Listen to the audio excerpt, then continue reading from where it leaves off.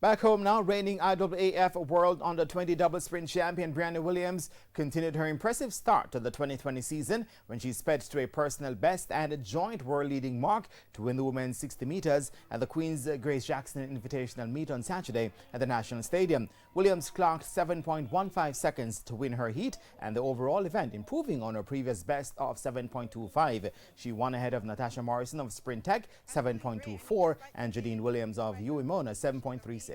I'm pretty shocked about the time. I mean, I was preparing for it at training, so I mean, this was really happy to come out here and run 7:18.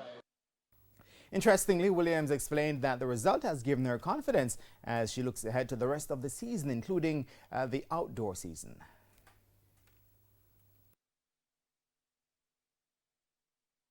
Well, I mean, since I PB'd, I was worrying about the time, but since I PB'd, I'm pretty confident in my 100. I know that I will improve my 100 this year, and this really helps because my finish has been getting a little bit lazy, but that's what I worked on in this race. She will next compete at the Melrose Games on February 8. Meanwhile, O'Shane Bailey sped to 6.65 seconds to win the men's 60 meters. He won ahead of fellow Sprint Tech club mates Andrew Fisher 6.66 and Everton Clark 6.70. I feel pretty good right now. Just put in some hard training this year, and I'm coming for this trial this year now.